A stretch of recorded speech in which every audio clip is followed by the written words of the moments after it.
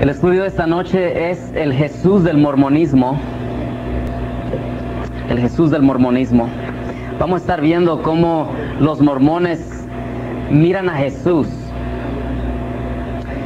Los eventos también que acontecieron, su encarnación, su crucifixión, etcétera.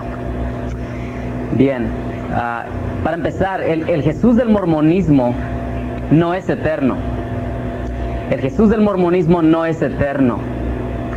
Fue creado espiritualmente por su padre y su madre. Como en el estudio previo que tuvimos, vimos cómo, ¿verdad?, el mormonismo enseña que Dios tiene una esposa o un número de esposas con las cuales tiene por la eternidad hijos espirituales. Y Jesús, de acuerdo al mormonismo, fue creado espiritualmente por su padre y su madre. Su encarnación, enseña el mormonismo, fue por relaciones sexuales que tuvo el Padre con la Virgen María. Ellos no dicen, ellos no aceptan que fue por obra del Espíritu Santo que Jesús nació, que fue concebido por María.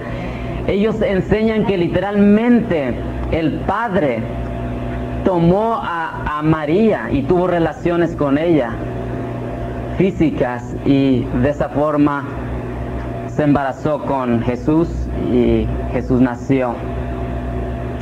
¿Qué dice la Biblia acerca de eso? ¿Qué dice la Biblia que es de la eternidad de Jesús? Bueno, de acuerdo a un pasaje que todos lo conocemos muy bien, perfectamente bien, es Juan 1:1. Y dice la Biblia, ¿en el principio de qué? En el principio de todo, ¿verdad? Antes de que existiera cualquier cosa, en el principio de los principios, en el principio, dice la Biblia, existía el Verbo, y el Verbo estaba con Dios, y el Verbo era Dios. Y siguiendo leyendo en Juan, podemos ver que Juan se refiere al Verbo Jesús, ¿verdad? Porque dice que el Verbo se encarnó, tomó carne, habitó entre nosotros. En el principio, dice, en el principio, antes de que existiera cualquier cosa, dice que estaba el Verbo. Y que el Verbo, o sea que Jesús estaba con Dios. Y Juan dice, y el Verbo, Jesús, era Dios. No dice que llegó a ser Dios, no dice que tuvo un principio. Dice que en el principio ya estaba Jesús. Jesús no tuvo principio. No tuvo principio. Él es eterno. Él es, la Biblia dice, el alfa y omega, el principio y el fin. Él no tiene principio, Él no tiene fin, Él es eterno, como lo vemos en la Biblia. Es más, ahí en mismo Juan dice que todas las cosas fueron hechas por medio de Él. Fueron hechas por medio de Él. Y sin Él, nada de lo que ha sido hecho, fue hecho. Él creó todas las cosas y nada de lo que fue creado por ningún otro ser. Fue por Jesús. Así que entonces vemos que la Biblia enseña que Él es eterno, Él existió, Él creó todas las cosas. Pero el mormonismo tal vez respondería a nosotros y diría, pues se refiere a este sistema solar que vivimos, a este sistema. Pero la Biblia no dice eso. La Biblia dice que todas las cosas por Él fueron hechas. Y sin Él nada fue hecho. Nada. ¿Qué es nada? Nada. ¿Verdad? Él hizo todo. ¿Qué es todo? Todo. Todo. Todos los sistemas solares, todas las estrellas, todos los universos, todo. Entonces vemos que Él es eterno. Contrario a lo que enseña el mormonismo, que fue creado, que tuvo un principio. El Jesús del mormonismo no siempre fue Dios, enseña el mormonismo. el Jesús del mormonismo no siempre fue Dios. El mormonismo enseña que su encarnación fue necesaria para que entrara al estado de probación. Que su encarnación fue necesaria para que Jesús entrara al estado de probación y así seguir en su progreso hacia la deificación o la exaltación. El progreso hacia llegar a ser un Dios, enseña el mormonismo. Uno de los requisitos para llegar a ser un Dios, de acuerdo al mormonismo, es el casarse, es el matrimonio y ser sellados por la eternidad. El mormonismo, ¿verdad?, hacen sus ceremonias en sus templos en las cuales casan a las personas y los sellan allí, dicen ellos, por la eternidad, que son casados por siempre. Y de acuerdo a José Smith, es un requisito para llegar a ser Dios para cualquier persona, de acuerdo al mormonismo. El de casarse, el estar casado. Por esa razón, el mormonismo enseña que Jesús se casó varias veces. El mormonismo enseña que Jesús se casó, y no solamente una vez, que se casó varias veces. Así como suena de ridículo, pero así enseñan. Es más, enseñan que allá en las bodas de Canaán, ¿se acuerdan? Juan capítulo 2. Pues ellos enseñan que Jesús estuvo allí no porque fue invitado a esta boda. El mormonismo enseña que Jesús estuvo allí porque Él era el que se estaba casando en esa boda. Es más, dicen que otras de sus esposas que tomó Jesús fueron las hermanas de Lázaro. Dicen que por eso a él le gustaba visitar a Lázaro, porque iba a ver a las hermanas, y por eso dice que los amaba y que las amaba a ellas, porque dice el mormonismo que eran sus esposas, las hermanas de Lázaro. María Magdalena también dicen que fue una de sus esposas. De acuerdo al mormonismo, Jesús llegó a ser un Dios porque pasó el estado de probación. ¿Se acuerdan? En el estudio pasado vimos cómo Dios mismo, enseña el mormonismo, que el Padre llegó a ser Dios, que Él era antes como nosotros somos ahora, y que porque Él progresó llegó a ser Dios y llegó a ser hasta donde está ahora, y enseña el mormonismo que el hombre puede llegar a ser como Dios es ahora. El mormonismo enseña que Jesús era necesario que se encarnara, entrara a su estado de probación, se encarnó por esa razón número uno, para que entrara al estado de probación, que es esta vida.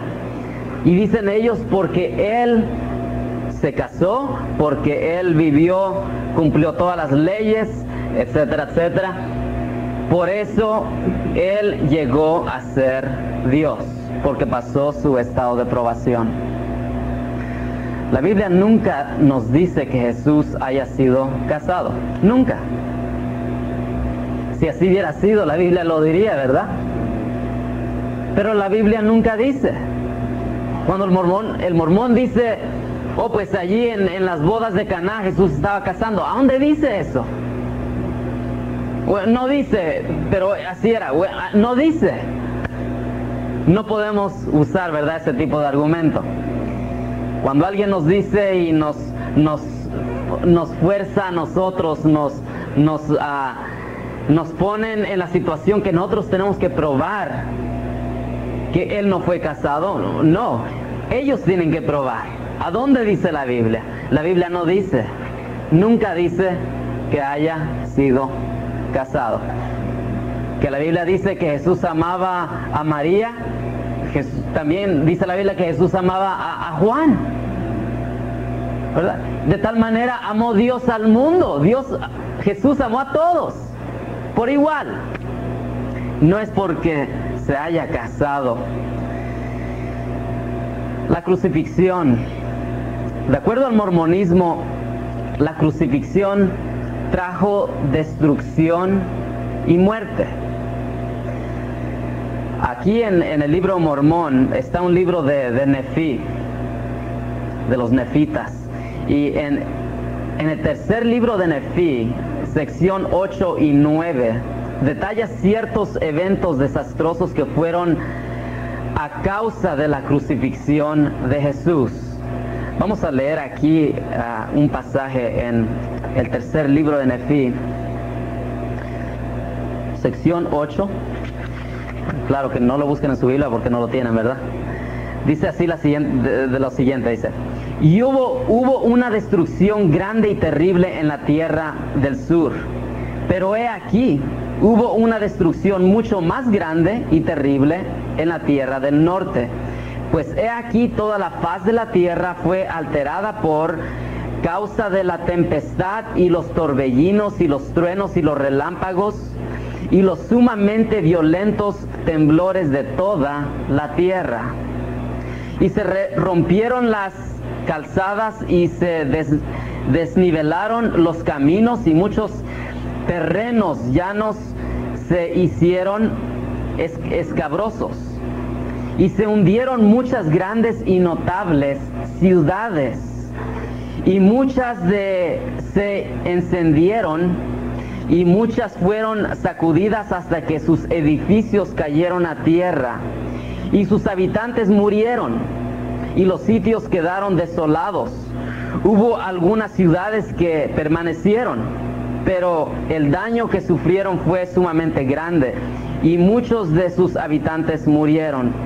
Y hubo algunos que fueron arrebatados por el torbellino, y nadie sabe a dónde fueron a parar, solo saben que fueron arrebatados.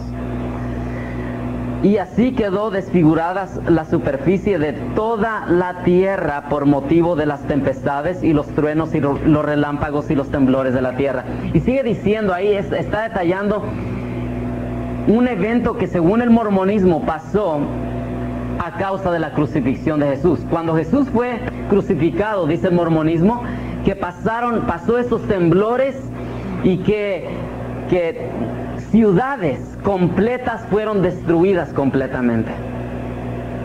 De acuerdo a los mormones expertos, se aproxima que 2 millones de personas aproximadamente murieron en este evento.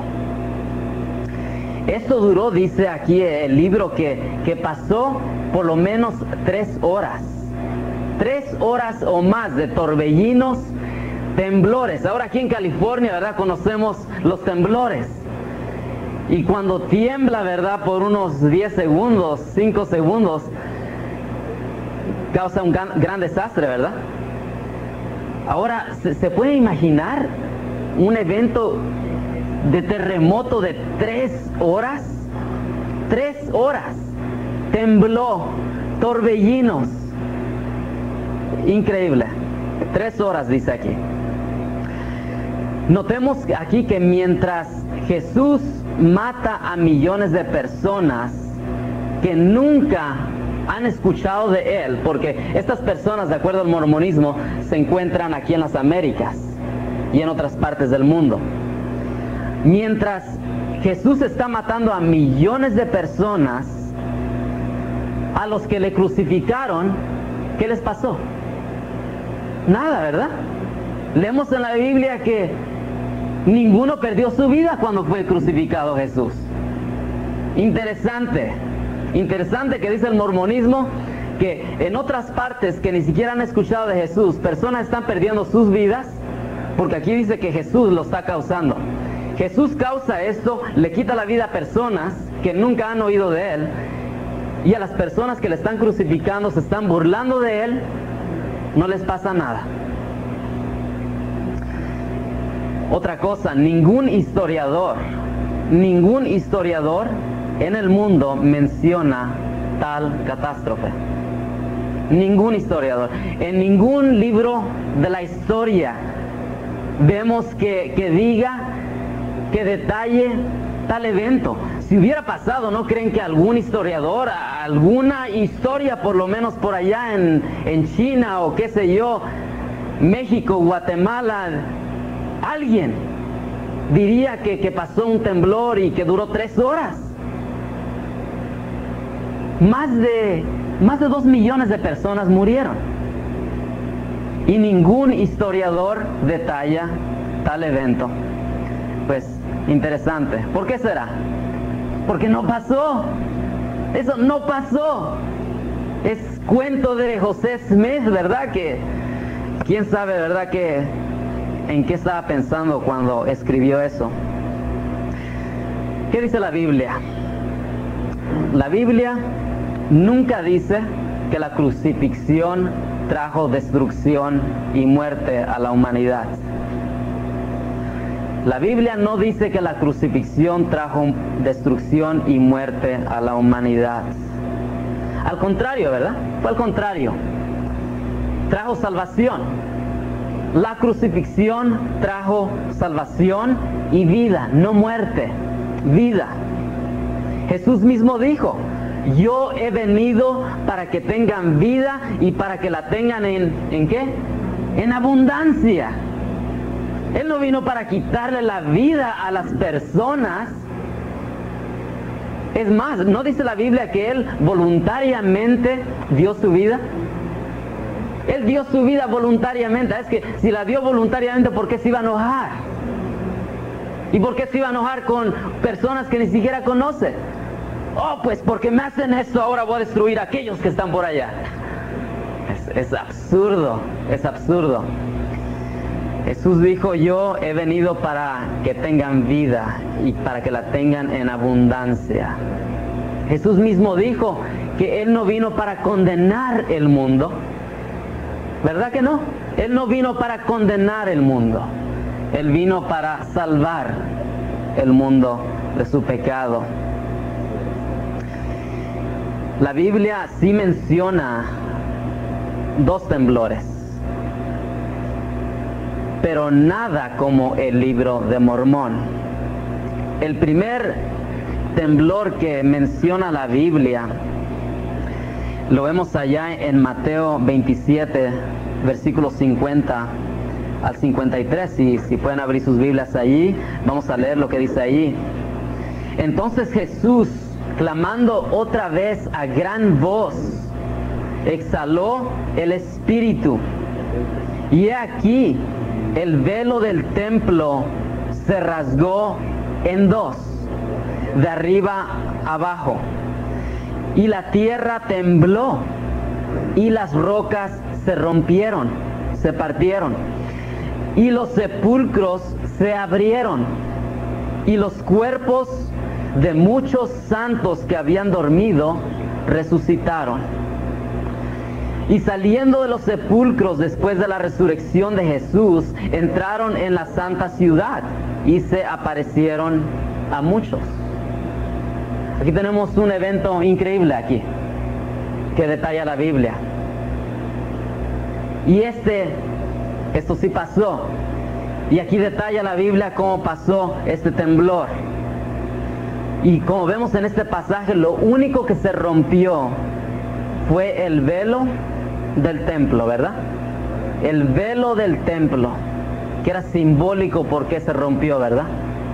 Jesús está abriendo la entrada de nosotros hacia Dios. Ahora podemos acercarnos a Dios. Ahora podemos entrar en el lugar santísimo. No necesitamos un lugar en específico para entrar a la misma presencia de Dios. Podemos entrar a la misma presencia de Dios estando en nuestro carro, ¿verdad? En medio de todo el tráfico, en el freeway. Ahí de repente podemos ir en oración y entrar a la misma presencia de Dios. Otra cosa que se rompió fueron las rocas, ¿verdad? La Biblia no menciona que alguna persona murió. ¿Notan que alguna persona murió ahí? No, ¿verdad? la Biblia no dice, no menciona que alguna persona haya muerto. Al contrario, fue absolutamente lo contrario. Dios resucitó, dice la Biblia, a varias personas, a varios santos, a personas creyentes, personas que creyeron en la promesa de Dios que iba a venir el Mesías. Allí Dios abre los sepulcros, salen las personas y testifican, ¿verdad? Testifican de Dios. Otro terremoto que la Biblia sí menciona fue cuando Jesús resucitó. Un terremoto fue cuando murió. El otro terremoto que la Biblia menciona en la crucifixión fue después de la crucifixión, cuando Jesús resucitó. Y eso lo vemos en Mateo 28:2. Y dice así: he aquí se produjo un gran terremoto, porque un ángel del Señor descendiendo del cielo y acercándose removió la piedra y se sentó sobre ella. De nuevo, si leemos todo el pasaje, no vemos que haya pérdida de vidas en este terremoto tampoco. Parece que el ángel sí durmió, causó que se durmieran los soldados que estaban vigilando ahí, ¿verdad? Pero no dice que ni siquiera los mató a esos soldados que estaban ahí. No era necesario. Hay un terremoto de nuevo, dice gran terremoto, pero no hay pérdida de vidas.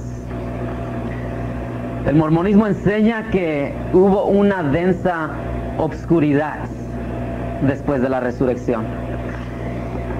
Una densa obscuridad. Y vamos a leer de nuevo aquí en el tercer libro de Nefi, sección 8, versículo 20 al 23, dice lo siguiente: y sucedió que hubo densa obscuridad sobre la faz de la tierra, de tal manera que los habitantes que habían caído podían sentir el vapor de las tinieblas, y no podía haber luz por causa de la obscuridad, ni velas, ni antorchas, ni podía encenderse el fuego con su leña menuda y bien seca, de modo que no podía haber ninguna luz.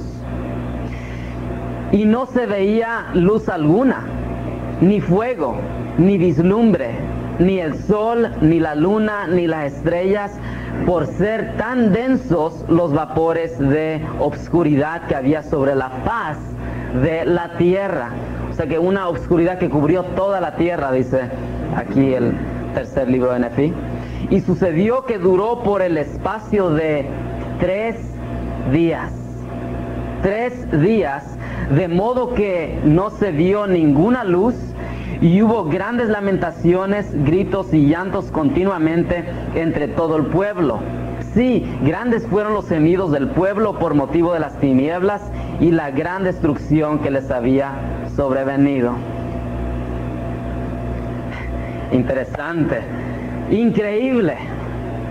Eso pasó inmediatamente después que, de acuerdo al mormonismo, después que Dios mató a más de 2 millones de personas con un terremoto que duró 3 horas, con torbellinos, tormentas, etcétera, etcétera, toda clase de desastres. Como si fuera tan poco, ahora Dios produce una densa obscuridad que duró 3 días. De nuevo, ¿a quiénes? A personas que nunca han escuchado de Él. Increíble. 3 días de completa obscuridad.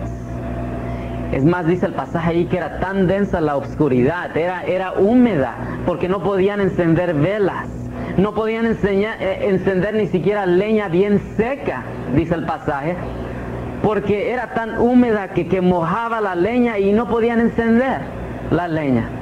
Y no podían ver en absolutamente nada, nada en lo absoluto podían ver. La Biblia sí habla de tinieblas, ¿verdad? Sí habla de una obscuridad, pero nada comparado a esta obscuridad. Las tinieblas en la Biblia, la obscuridad, ¿verdad? Que sí vino, se produjo, ¿verdad? En las 3 horas que Jesús estaba en la cruz.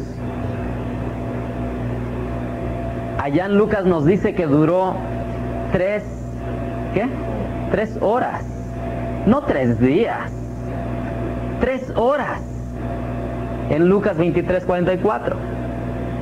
Otra cosa, las tinieblas en la Biblia no eran densas, no era densa, no era húmeda. La gente, es más, miró todo.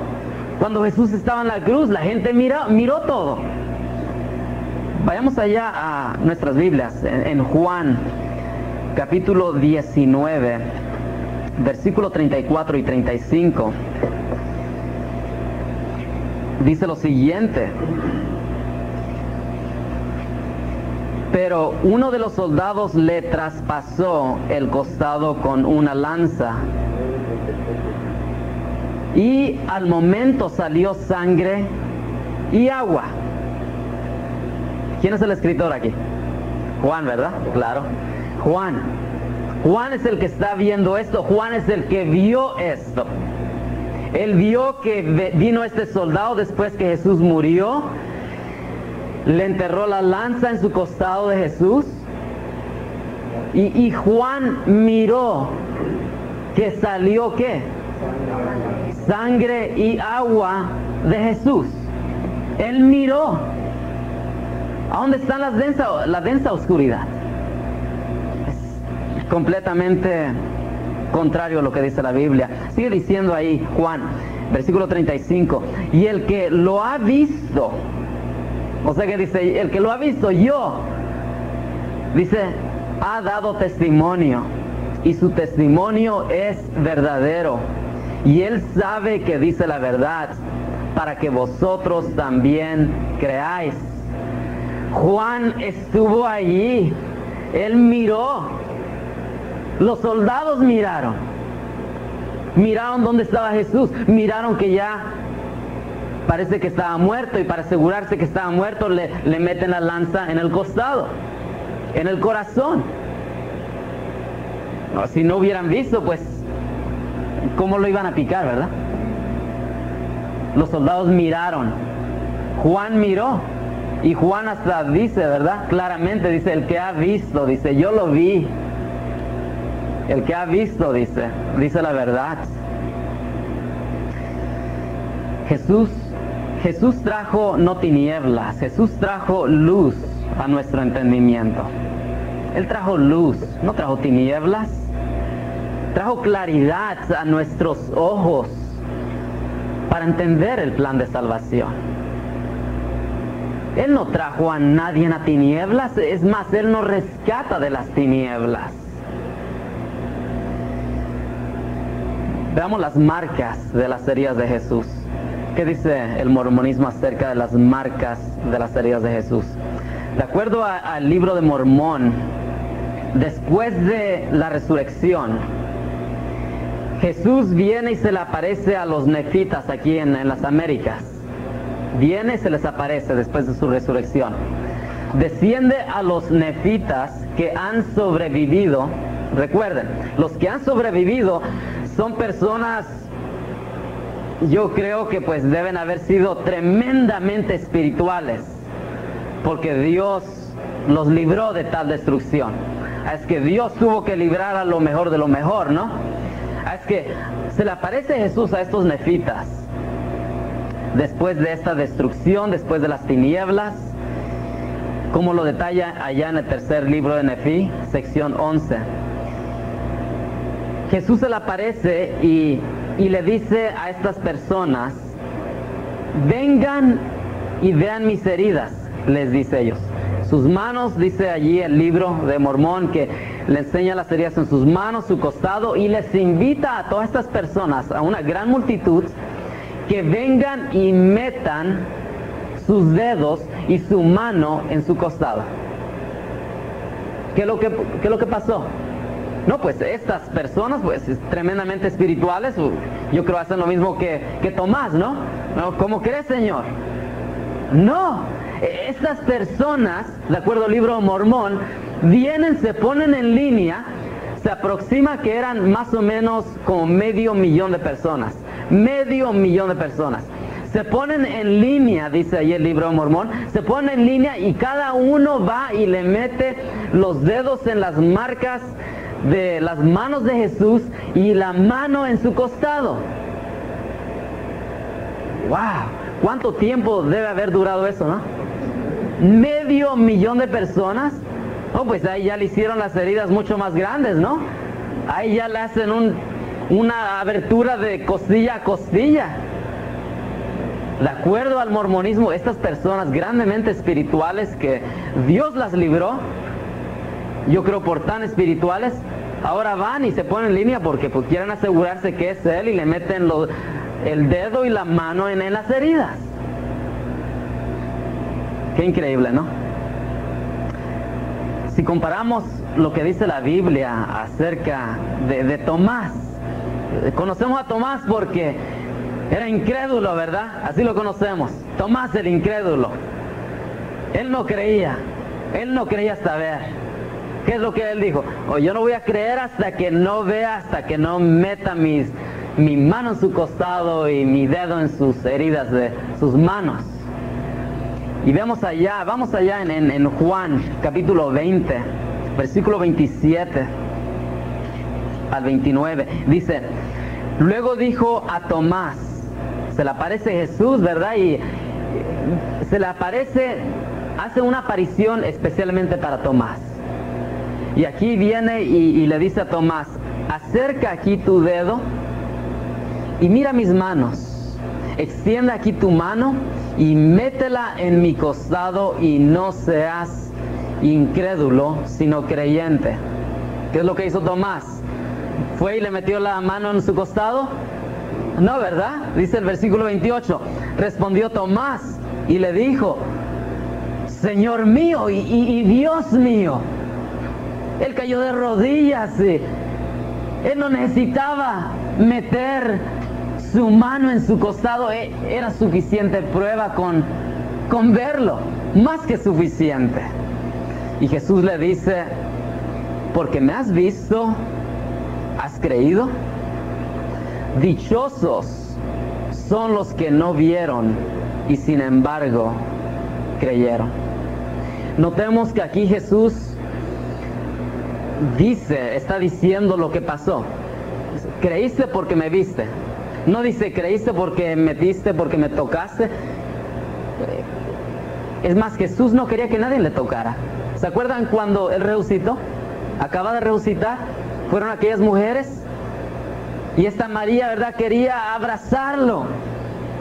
¿Y qué le dijo Jesús? No me toques, dice. No me toques. Y aquí está Tomás. Jesús le invita, ven. Si eso va a tomar que tú creas, ven. Tomás, siendo el más incrédulo, ¿verdad?, de los apóstoles, él no necesitaba meter su dedo, no necesitaba meter su mano en el costado. Y Jesús le dice, ¿por qué has visto? No porque me has tocado, ni siquiera le tocó. Porque me has visto, ¿creíste? Más dichosos son los que creen sin ver.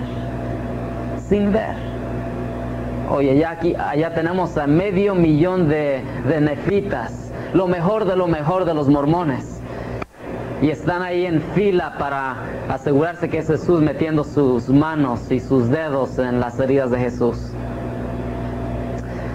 La expiación. La expiación. El mormonismo enseña que Jesús expió por nuestra salvación en el huerto de Getsemaní. En el huerto de Getsemaní. Ellos enseñan que en la cruz simplemente Jesús terminó de derramar su sangre en expiación por nuestra salvación. La salvación, como hemos visto antes, la salvación general. O sea que para quitar el pecado que traíamos de Adán, no nuestro pecado personal, el pecado que traíamos, que heredamos de Adán. El mormonismo enseña que Jesús, estando allí en el huerto de Getsemaní, que Él derramó su sangre y que allí Él expió por nuestra salvación, por los pecados que traíamos de Adán. Y como hemos visto, ¿verdad? Ellos enseñan que Jesús no expió por nuestros pecados personales.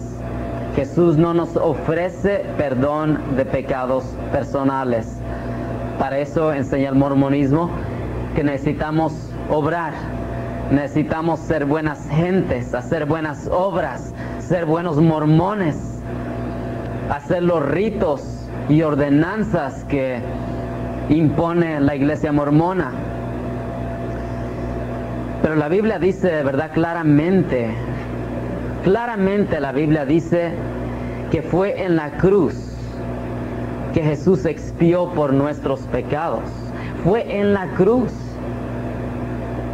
Allá en Colosenses 1:20 dice lo siguiente, dice, y por medio de Él reconciliar todas las cosas consigo, habiendo hecho la paz por medio de la sangre de la cruz. Por medio de Él, repito, ya sean las que están en la tierra o las que están en los cielos. Por su sangre que derramó, dice aquí Pablo, en la cruz. Jesús nos da paz, Jesús nos ofrece la paz de Dios y la paz con Dios por medio de la sangre en la cruz, dice, de la cruz. No dice de la sangre de Getsemaní. Por medio de la sangre del jardín, Dios nos ofrece paz. No es así, ¿verdad? Dice, por medio de la sangre de la cruz. Y lo vuelve a repetir Pablo allá en capítulo 2, en Colosenses, versículo 13 al 15, cuando dice, y cuando estabais muertos en vuestros delitos y en la incircuncisión de vuestra carne, os dio vida juntamente con Él, habiéndonos perdonado todos los delitos. Todos. No dice aquí Pablo algunos o los delitos que cometieron nuestros padres antepasados, los delitos que cometió Adán. No, Pablo dice todos los delitos, habiéndonos perdonado. Dice, habiendo cancelado el documento de deuda que consistía en decretos contra nosotros, ¿verdad? Por nuestros pecados. Simbólicamente había un documento legal que decía que nosotros éramos culpables, que nosotros merecíamos el infierno, que nosotros no merecemos el perdón de Dios. Dice, y que nos era adverso y lo ha quitado de en medio, dice Pablo, clavándolo en la cruz. Y habiendo despojado a los poderes y autoridades, hizo de ellos un espectáculo público, triunfando sobre ellos por medio de Él. Dice allí, clavándolos en la cruz. Fue por su sangre que Jesús derramó en la cruz que nosotros recibimos el perdón de Dios. No es que merecemos nada de Dios.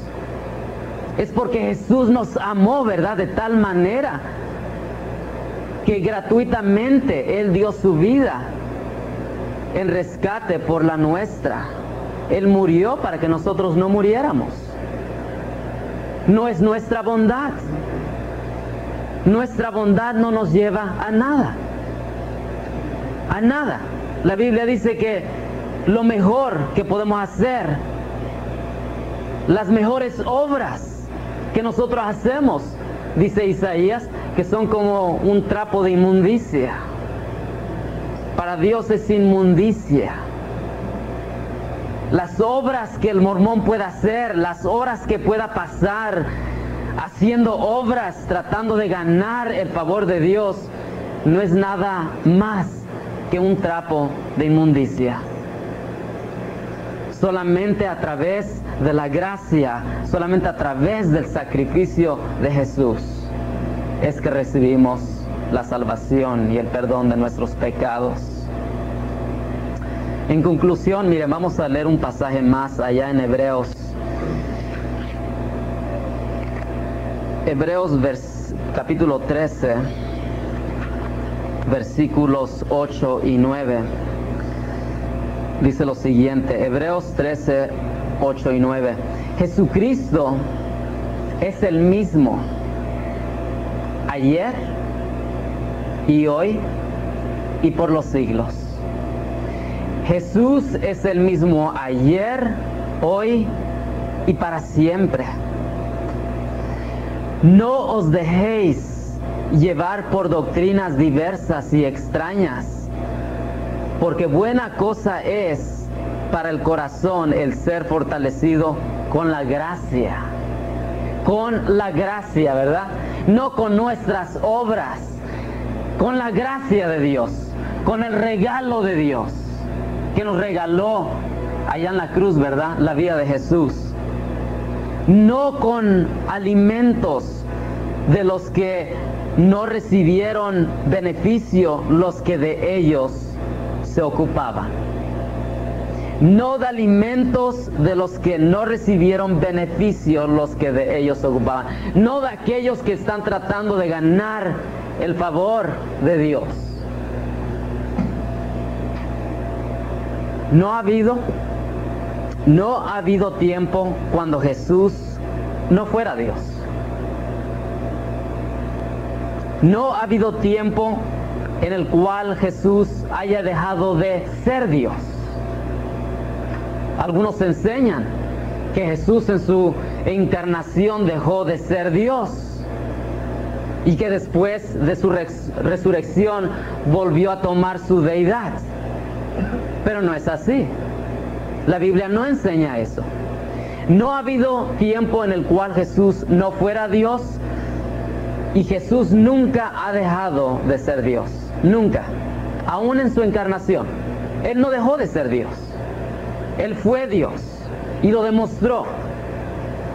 Él miraba lo que había en el corazón de aquella mujer que fue a tomar agua, la mujer samaritana.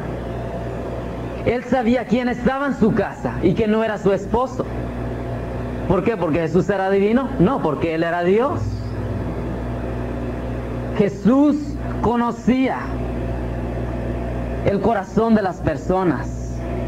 Él podía ver más allá de lo físico, de lo externo. Él miró el corazón de las personas. Él podía ver lo que había en la mente de las personas. Que a veces escogió no usar esos poderes es otra cosa. Sí hubo ocasiones en que Él no escogió usar de sus poderes.